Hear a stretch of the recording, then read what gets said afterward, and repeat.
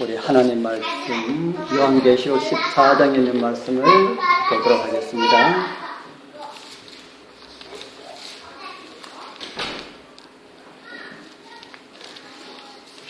요한계시록 14장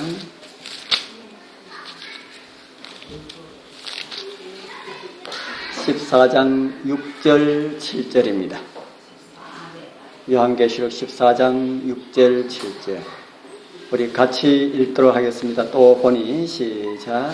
또 보니 다른 천사가 공중에 날아가는데 땅에 거하는 자들 곧 여러 나라와 족속과 방언과 백성에게 전할 영원한 복음을 가졌더라.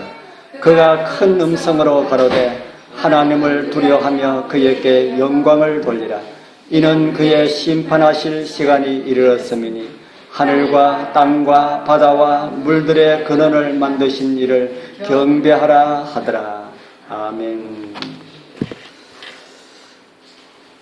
지난 우리 2시간 동안 이 삼중 기별에 대해서 말씀을 드렸습니다. 새 천사가 전하는 말씀은 무엇이라고 들었습니까? 새 천사가 전하는 말씀은 무엇이랄까요? 영원한 복음이었다. 그 영원한 복음을 새 천사가 차례로 전하고 있는 모습을 지난번 보게 되었고, 그 중에 첫 번째 천사가 전하는 그 복음을 함께 나누다가 중간에 그쳤습니다. 오늘은 그 첫째 천사가 전하는 복음의 그 나머지 부분을 함께 살펴보면서 은혜를 나누게 되기를 소원합니다. 그 첫째 천사가 하늘을 날면서 어떤 소리로 복음을 전했다고 합니까? 그가 하나님을 두려워하며 그에게 영광을 돌리라. 어떻게 하는 것이 하나님께 영광을 돌리는 삶이라고 들으셨습니까? 지난 금요일 우리 함께 나눴는데요. 어떻게 하는 것이 하나님께 영광을 돌리는 삶일까? 다른 말로 하면은 우리의 주인 되신 하나님을 인정하는 삶을 살아라. 하나님의 형상으로 지음받은 우리의 존재가 하나님 닮은 모습으로 살아가는 것이 그분께 영광을 돌리는 삶이다. 그렇게 말씀을 드렸습니다. 바로 그런 삶이 좀 쉽게 이야기하면은 우리의 착한 행실이다. 착한 모습이다. 그렇게 성경은 우리에게 말씀을 하고 있습니다. 하나님께서 주신 의지를 가지고 날마다 하나님을 선택하는 그런 삶, 그것이 바로 하나님께 영광을 돌리는 그런 삶입니다. 우리에게 주신 이 귀한 전인적인 인격들이 하나님을 반사하도록 살아가는 것이 하나님께 영광을 돌리는 그런 삶이다 하는 겁니다. 우리 사랑하는 성도님들, 여러분들의 착하고 선한 행실을 통하여서 하나님께 영광 돌리시는 그런 삶이 되길 축복합니다. 이제 첫 번째 천사가 전하는 두 번째 복음을 좀 생각을 해보고자 합니다. 두 번째는 그의 심판하실 시간이 이르렀다 그렇게 말합니다. 우리 요한계시록 14장 7절에 파란색 같이 한번 읽어보겠습니다. 그가 시작. 그가 큰 음성으로 가로되 하나님을 두려워하며 그에게 영광을 돌리라.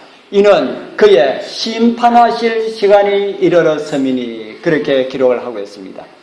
심판이 무엇일까요? 심판.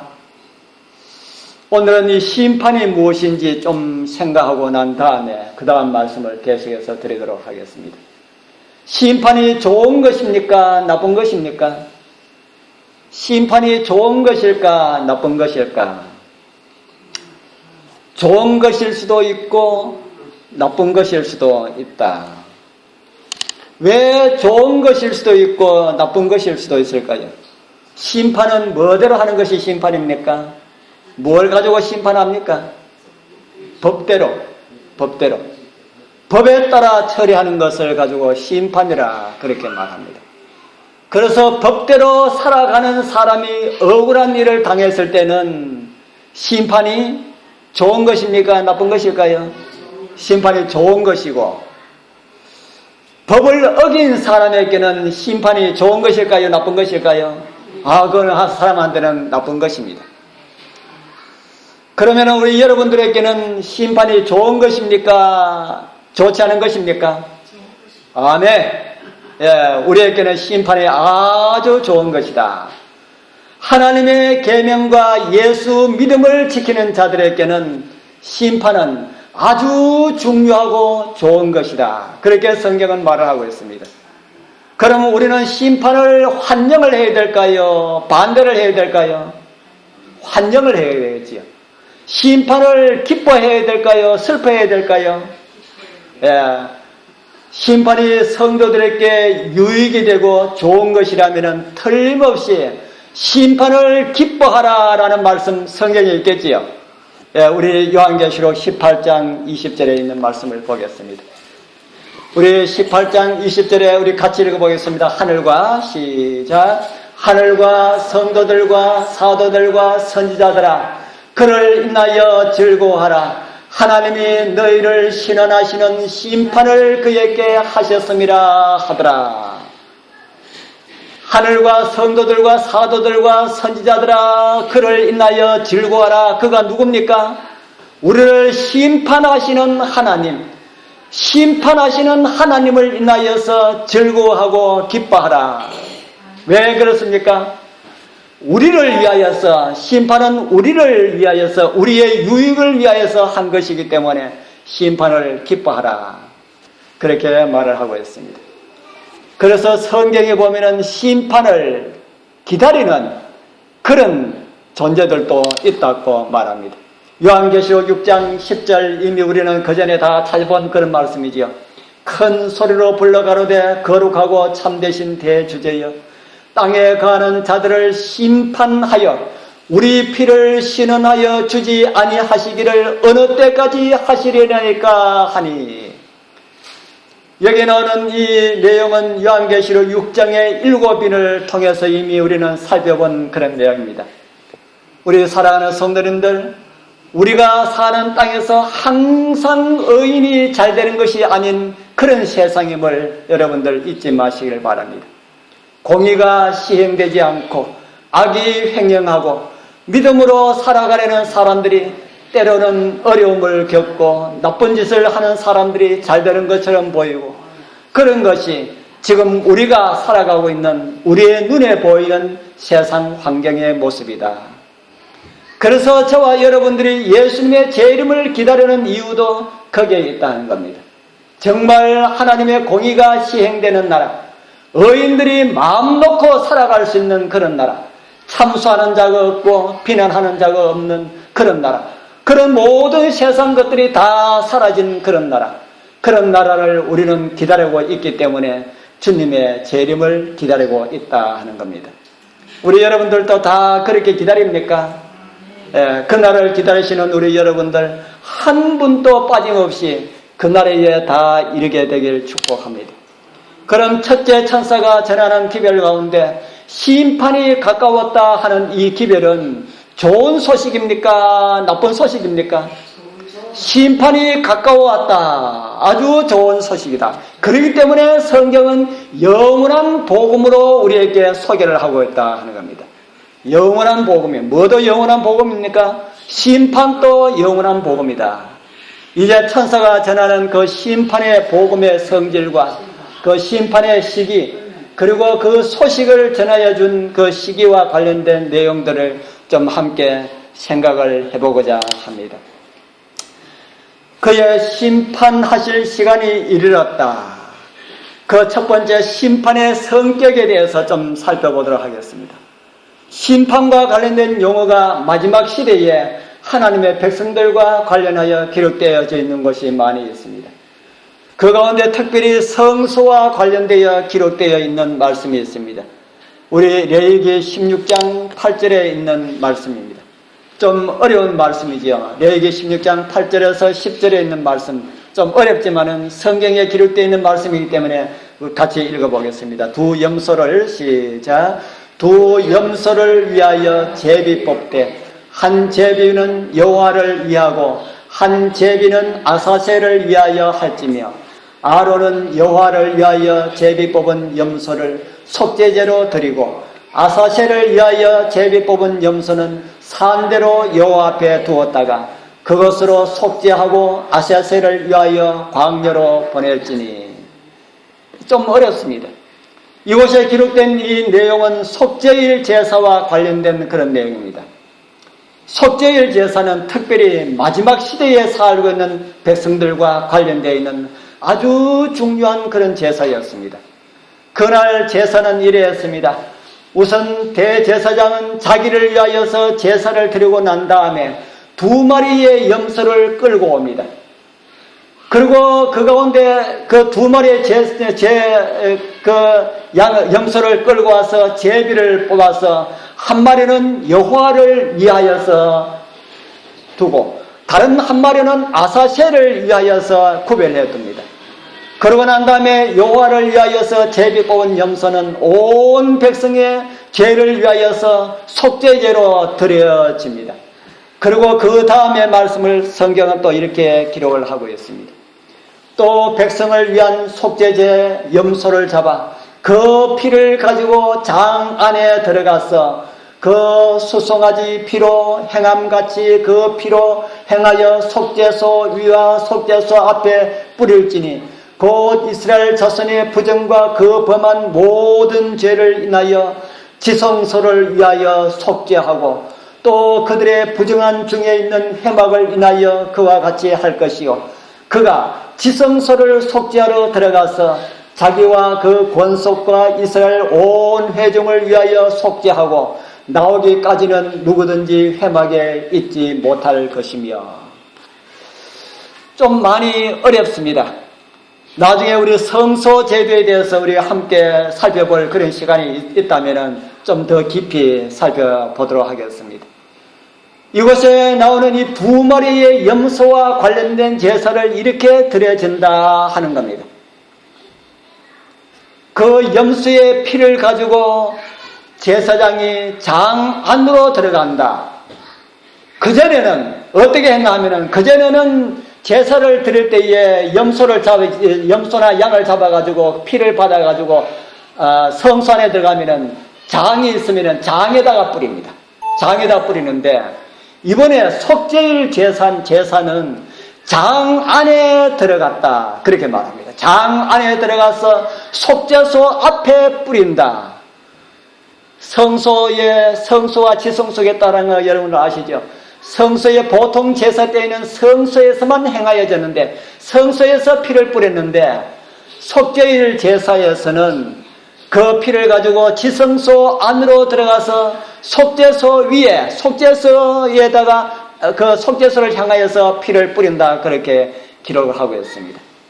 이때에 백성들은 어떻게 하고 있을까? 이게 이제 중요합니다. 이것은 우리와 상관된 그런 내용이기 때문에 그 제사는 제사장들과 상관되고 우리 예수님께서 하실 일이기 때문에 우리는 어떻다 하는 것만 우리가 이해하면 되지만은 백성들은 어떻게 하고 있을까? 우리는 그곳에 있는 백성들이기 때문에 이 내용을 또 우리는 알아야 됩니다. 레위기 16장 29절에 보면은 이런 말씀이 있습니다. 우리 같이 읽어보겠습니다. 너희는 시작. 너희는 영원히 이 규례를 지킬지니라. 7월 곧 그달 10일에 너희는 스스로 괴롭게 하고 아무 일도 하지 말되 본토인이든지 너희 중에 우거하는 객이든지 그려하라. 그러고 난 다음에 다시 이런 말씀을 주십니다. 7월 10일은 속죄일이니 너희에게 성이라. 너희는 스스로 괴롭게 하며 여호와께 화제를 드리고 이날에는 아무 일도 하지 말 것은 너희를 위하여 너희 하나님 여호와 앞에 속죄할 속죄일이 됨이라. 이날에 스스로 괴롭게 하지 아니하는 자는 그 백성 중에서 끊쳐질 것이라. 이날에 누구든지 아무 일이나 하는 자는 내가 백성 중에서 멸절시키리니 너희는 아무 일이든지 하지 말라. 이는 너희가 거하는 각처에서 대대로 지킬 영원한 규례니라.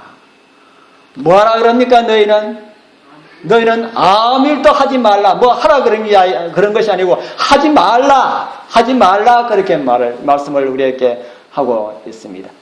이 말씀을 근거로 해서 살펴볼 때에 속죄일에 행하여지는 일들은 이렇게 이루어지고 있습니다.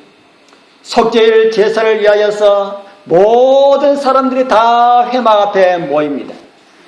그리고는 두 번째는 아무 일도 하지 말아라 그렇게 말합니다. 그날에 어떤 일이 있는지 하는 사람은 하나님 앞에서 죽임을 당하게 된다. 무섭지요? 그날을 아무 일도 못하게 하고 그날 무슨 일을 했다가는 죽는다. 레위기 23장 30절에 보면은 이날에 누구든지 아무 일이나 하는 자는 내가 백성 중에서 멸절시키리니 이렇게 말씀을 하고 있습니다. 그날에는 아무도 어떤 핑계도 댈 수가 없다 하는 겁니다. 아무리 급한 일이라 할지라도 허용되지 않는다. 왜 그렇습니까? 사람에게 제일 중요한 일이 무엇일까요? 사람에게 제일 중요한 일이 무슨 일이 제일 중요한 일일까요? 목숨인데 뭐 안 하면은 죽습니까? 사람에게 제일 중요한 일이 뭐 하는 일이 제일 중요할까요? 숨쉬기. 너무 쉬운 질문이라서 몰랐지요. 숨쉬기가 제일 중요합니다. 숨 안 쉬면은 뭐 하기 때문에요? 죽으니까. 숨 쉬는 것이 제일 중요하다. 그보다 중요한 것이 없습니다. 그런데 이곳에서는 아무 일도 하지 말라 하면은 죽는다. 숨 쉬는 운동, 숨쉬게 하는 것과 같은 것이다. 그렇게 말씀을 하고 있습니다. 생명을 다루는 그런 문제이기 때문에 생명을 얻느냐 아니면 죽느냐 이것을 가늠하는 것이기 때문에 다른 것은 두 번째 두라. 다른 모든 것은 그 다음에 두고 오늘만큼은 아무 일도 하지 말고 다 이곳에 모여라. 그렇게 주님께서는 우리에게 말씀을 하고 있습니다. 그 다음에 세 번째는 스스로 괴롭게 하라. 그렇게 말합니다. 스스로 괴롭게 한다는 이 말씀은 어떤 말씀일까? 이방 종교처럼 자기의 몸을 학대하고 하는 그런 것일까? 그 다음에 이 말씀에 대한 해석을 이렇게 해주고 있습니다. 레위기 23장 29절입니다. 이날에 스스로 괴롭게 하지 아니하는 자는 그 백성 중에서 끊쳐질 것이다. 그날에 일하는 자는 하나님께서 멸절시키고요. 자신을 괴롭게 하지 않는 자는 끊쳐져 없어진다. 이렇게 말하고 있습니다. 하나님 백성에게서 끊쳐져 없어지는 것은 무엇 때문에 끊쳐져 없어질까? 그것도 성경을 통하여서 우리는 찾아볼 수가 있습니다. 민수기 19장 20절에 보면은 사람이 부정하고도 스스로 정결케 아니하면 여호와의 성소를 더럽힘이니 그러므로 총회 중에서 끊쳐질 것이니라. 그는 정결케 하는 물로 뿌리움을 받지 아니하였은즉 부정함이라. 우리가 하나님 앞에서 어떻게 하면은 부정하게 될까요? 하나님 앞에서 부정하게 되는 것은 어떤 것일까요? 구약에서 많은 상징을 통하여서 부정하게 되는 것이 무엇임을 우리에게 보여주셨습니다. 이사야 64장 6절에 이런 말씀이 있습니다. 같이 읽어보겠습니다. 대저 시작. 대저 우리는 다 부정한 자 같아서 우리의 의는 다 더러운 옷 같으며 우리는 다 쇠폐함이 잎사귀 같으므로 우리의 죄악이 바람같이 우리를 몰아가나이다. 이것의 부정에 대해서 우리에게 가르쳐주기를 부정과 그 다음에 말하는 더러움과 그 또 다음 절에 말하는 죄악이 다 같은 말입니다. 우리는 부정한 자 같아서 그렇게 말하고 있고 그러면은 더러운 옷과 같다 이렇게 말하고 있고 우리의 죄악이 이렇게 말하게 돼 다 같은 의미의 말씀이다 하는 겁니다. 그러면은 부정이 뭐라는 말입니까? 부정을 이사야는 우리의 죄악이다 그렇게 말합니다. 이스라엘은 부정을 물로 씻으면 깨끗하게 되었습니다. 우리의 부정은 어떻게 하면 깨끗하게 될까요? 우리의 죄악은 어떻게 하면 깨끗하게 될까? 우리 성경 요한일서 1장 9절 또 같이 읽어보겠습니다. 만일 시작. 만일 우리가 우리 죄를 자백하면 저는 미쁘시고 의로우사 우리 죄를 사하시며 모든 불의에서 우리를 깨끗게 하실 것이요. 아멘. 우리가 어떻게 하면 죄를 깨끗게 함을 받을 수 있다 합니까? 자백하면은 예수님 앞에 우리의 허물을 자백하면은, 우리의 죄를 자백하면은 저는 미쁘시고 의로우사 우리의 죄를 사하시고 우리를 모든 불의에서 우리를 깨끗하게 하실 것이라고 성경은 우리에게 약속을 하고 있습니다. 어떻게 우리의 죄를 자백하면은 깨끗하게 될 수가 있을까? 히브리서 9장 11절 14절에는 아주 길게 우리에게 말씀을 많이 하고 있습니다. 여기는 이 말씀은 구약에서는 양의 피를 가지고도 죄인을 깨끗하게 할 수가 있다. 양의 피를 가지고도 죄인의 죄를 깨끗하게 할 수가 있는데 하물며 그 양의 실체가 되는 어린 양 예수 그리스도의 보혈이 회개하는 자들에게 어떻게 죄를 깨끗하게 하지 못하겠느냐. 그렇게 히브리서의 기자는 이렇게 길게 그렇게 말씀을 하고 있습니다. 우리 사랑하는 성도님들, 회개하시는 심령의 죄를 깨끗게 하시는 은혜가 우리 모두와 함께하길 바랍니다. 고로 우리의 마음을 괴롭게 한다는 의미는 자기의 죄를 살피면서 회개한다는 그런 의미가 자기를 괴롭게 하는 것이다. 스스로 괴롭게 하라.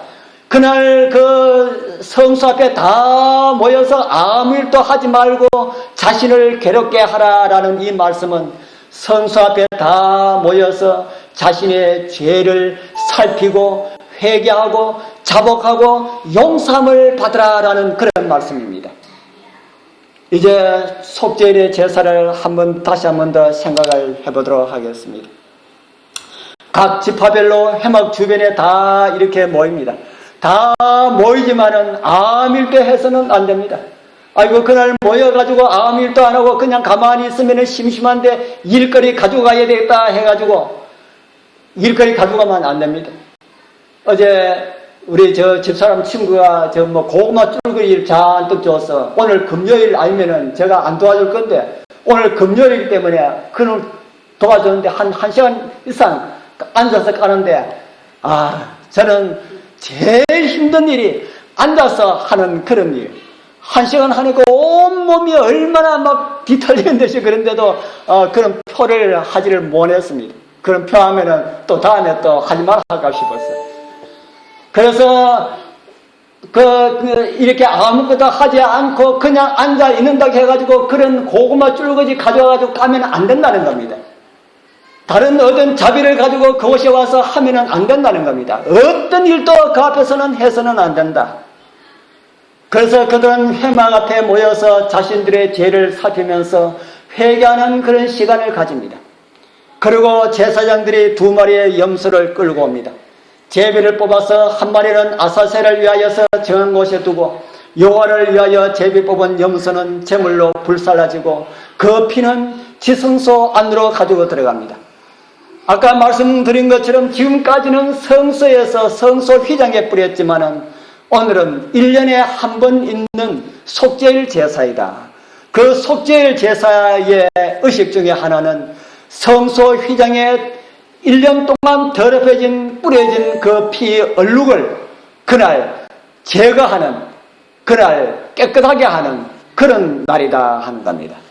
그래서 성소를 정결케 하는 그런 예식이라고 말을 하고 있습니다.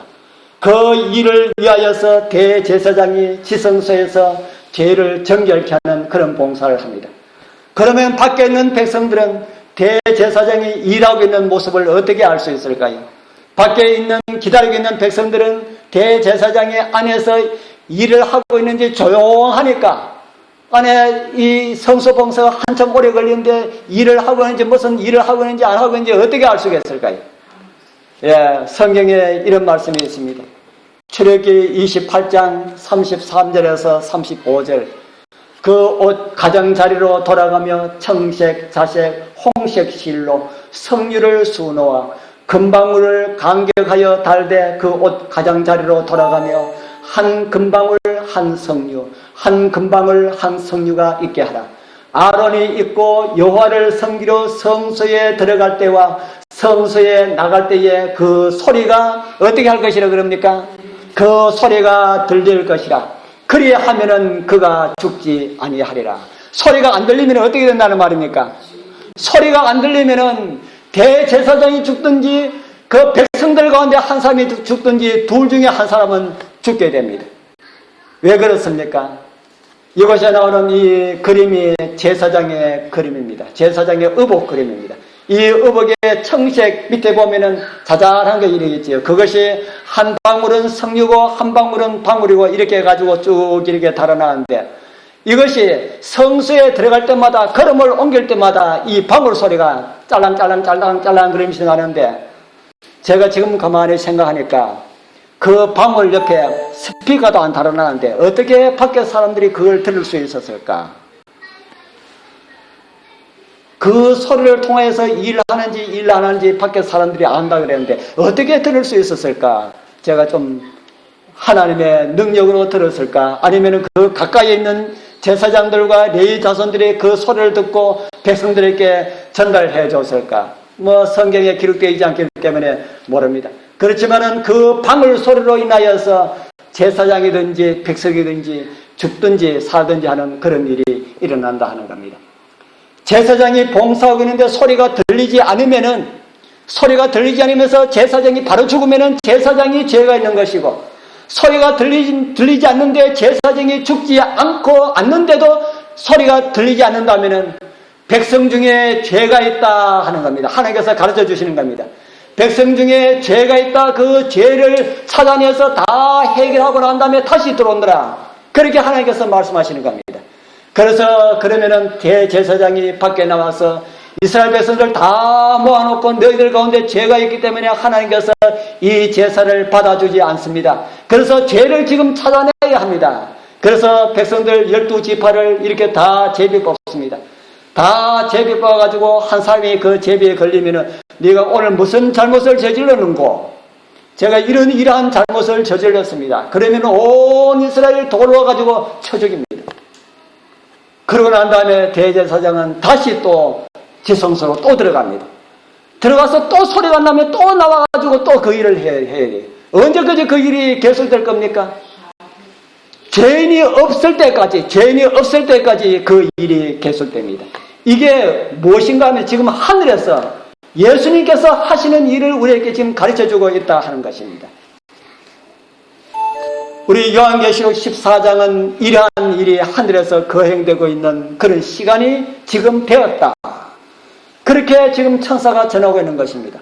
심판하실 시간이 이르렀음이니라고 하는 이 말씀이 지금까지 우리가 살펴본 우리 레위기에 나타난 지성 속죄일의 그 제사, 바로 그것이 상징하고 있는 그런 심판의 시간이 되었다. 다른 말로 하면 죄를 조사하는 그런 심판의 시간이 되었다 하는 것입니다. 세상의 법정에서도 심판의 여러 종류가 있습니다. 그 전에 이 집행이나 이런 것을 언도나 이런 걸 하기 전에 심판을 조사하는 그런 심판이 이 세상에서도 있습니다. 그것을 가지고 심리 심판이라기도 합니다. 우리는 조사 심판이라고 하지요. 심리와 이 조사 심판을 다 하고 난 다음에는 언도하는 심판을 하고 그 다음에는 집행하는 그런 심판을 하게 됩니다. 바로 이 조사 심판은 언도하는 심판 앞에 있을 아주 중요하고 엄숙한 그런 심판이다. 이 심판의 시기에 살아가시는 하나님께서 정말 사랑하시는 우리 귀하신 우리 성도님들, 예수 그리스도를 믿는 믿음 안에서 구원의 사람, 회개의 사람들로 기록되기를 소망합니다. 요한계시록 두 번째의 제목은 이제 심판의 시기입니다. 그럼 언제 이러한 심판이 시작될 것인가? 저와 여러분들은 이미 답을 다 잘 알고 있지요. 이 심판의 시기와 관련된 말씀이 다니엘서 8장에 나옵니다. 다니엘서 8장 14절. 그가 너에게 이르되 2300주야까지니 그때의 성소가 정결하게 함을 입으리라 하였느니라. 이 말씀은 우리 교회에 아주 유명한 그런 말씀이 되었습니다. 자주 듣는 말씀 중에 한 말씀이 되었고요. 바로 우리 교회가 생겨나게 된 배경이 되기도 한 그런 말씀이기도 합니다. 이 말씀은 어떤 말씀일까요? 아까 제가 말씀드린 말씀 중에 속죄일에는 대제사장이 피를 가지고 지성소로 들어가서 봉사하는 날이라고 말씀을 드렸습니다. 다른 날은 피를 어디에 뿌렸다 그랬습니까? 다른 날은 휘장에 뿌렸는데 1년에 한 번 이 속죄일에는 성소의 휘장을 깨끗하게 하는 그런 날이다. 그 말씀을 지금 다니엘에게 보여주셔서 성소가 정결하게 함을 입으리라 라고 하는 그 말씀을 주셨다 하는 겁니다. 그리고 그 일이 우리가 성경을 연구해 보면은 1844년 10월 22일에 예수 그리스도께서 하늘 지성소 봉사로 성취되었음을 우리는 다니엘 연구를 통해서 알게 되었습니다. 이 지성소 봉사는 언제까지입니까? 예수님의 지성소 봉사는 언제까지입니까? 예수님이 뭐 하시는 날까지요? 예수님께서 재림하시는 날까지다. 그동안 우리는 어떻게 해야 합니까? 그동안 우리는 자신을 괴롭게 하면서 주님께서 계신 하늘 지성소를 바라보면서 살아야 할 것이다. 그렇게 성경은 우리에게 가르쳐 주겠습니다.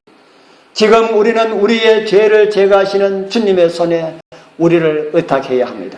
지금 회개하지 않으면 주님 오시는 그날에는 아무도 회개할 수가 없고 그럴 기회가 없습니다. 그렇기 때문에 사도 바울은 우리에게 이런 말을 전해주고 있습니다. 가라사대 같이 읽어보겠습니다. 가라사대 시작. 가라사대 내가 은혜 베풀 때에 너를 듣고 구원의 날에 너를 도왔다 하셨으니 보라 지금은 은혜 받을 만한 때요 보라 지금은 구원의 날이로다. 우리 사랑하는 성도님들 은혜의 날 구원의 날에 구원을 등한히 여기지 않으시길 호소합니다. 이 귀한 구원 받아들이시고 구원의 자녀로 살아가시길 축복합니다. 그 다음에 심판의 대상에 대해서 좀 살펴보도록 하겠습니다. 베드로전서 4장 17절에 이런 말씀을 우리에게 주고 있습니다. 하나님의 집에서 무엇이 시작했다고요? 하나님의 집에서 심판을 시작할 때가 되어나니 만일 우리에게 먼저 하면 하나님의 복음을 순종치 아니하는 자들의 그 마지막이 어떠하며 심판은 어디서 먼저 시작한다고 합니까? 하나님의 집에서 심판이 먼저 시작된다. 그 심판의 첫 번째 대상이 누구라는 말입니까? 하나님을 믿는 백성들이다. 제가 올려진 이 사진은 제60차 우리 제7안실 예수 재림교회 세계 대총회 광경입니다. 금년에 있었지요. 약 6만 명이 참석한 세계적인 규모의 그런 행사였다 합니다. 이런 행사를 우리나라는 시설이 없어서 하지 못하고 있습니다. 지금 이 교회는 세계 216개국에 복음이 전파되었고 1850만 성도라고 합니다. 이번 이 대총회에 보고된 그에 의하면 1850만 성도에 14만 8천 개의 교회를 가지고 있는 결코 작지 않는 그런 교단입니다. 우리나라에 있는 어느 교단하고 비교해도 작지 않은 그런 교단이다 하는 겁니다. 우리는 교회가 적고 다른 교회는 수백 명씩 수천 명씩 모이니까 우리 교회는 아주 별 볼 일 없는 그런 교회처럼 보이지만 세계적으로 볼 때는 결코 그렇지 않다 하는 겁니다. 지금부터 약 170년 전에 개신교회의 교단으로부터 제명된 40여 명으로 시작된 이 교회는 170년이 지난 지금에 이렇게 크게 성장하였다. 그러나 1800만 명 중에서 그 많은 재림 성도 가운데서 구원받을 사람은 얼마나 될까? 얼마나 되겠습니까? 그럼에도 불구하고 심판의 시기가 이르렀다는 이 기별은 하나님의 백성들을 위한 그런 기별이다. 그렇게 말합니다. 7교회에 보내는 편지에서 제일 마지막 교회는 어떤 교회입니까? 라오디게아 교회지.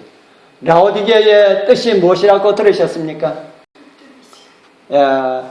라오디게아의 그 상태가 그렇고 라오디게아라고 하는 그 뜻, 라오디게아라고 하는 뜻은 심판받은 백성입니다.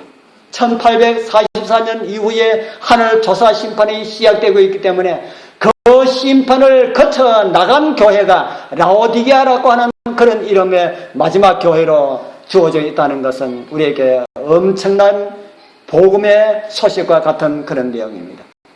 심판받은 내용, 지금 하늘에서 거행되고 있는 그 심판은 하나님의 백성을 옹호하기 위해서 거행되는 심판이다. 이 백성들은 나의 피로 구원받은 백성이다 라고 하는 것을 온 우주에 공포하는 그런 시기가 바로 지금의 이 시기다 하는 겁니다. 이 백성들은 하나님의 계명과 예수의 믿음을 지키고 있는 그런 백성들이었고, 하늘 법정에서 우리의 변호사가 되시고 재판장이 되시는 예수님께서 선언하게 되실 것이다 라는 그런 말씀입니다. 마지막 자비가 섞이지 않는 그런 재앙이 내릴 때에 보호함을 받을 그런 표를 주기 위한 그런 심판이 될 것이다 하는 겁니다. 주님 오시는 그 영광스러운 날에 기쁨과 감격으로 참여할 수 있는 그런 은총이 우리 모두에게 주어지길 바랍니다. 이런 심판을 인하여서 주님께 감사하게 되길 바랍니다. 그리고 그 심판 때에 벗은 몸으로 드러나지 않으시길 바랍니다.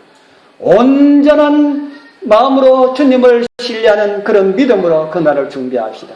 나는 연약하지만 우리 주님은 강하십니다. 나는 허물이 많지만 주님의 의는 우리 모두를 가르워 주시기 아주 충분한 주님이십니다. 그렇지만은 회개하지 않는 것이 있어서는 안 된다 하는 겁니다. 야복강의 야곱처럼 죄와 씨름하면서 철저한 회개를 통하여서 하늘이 준비한 은총을 받아들이고 깨끗함을 입고 보존되어 영광의 나라를 위해서 함께 준비하게 되길 축복합니다.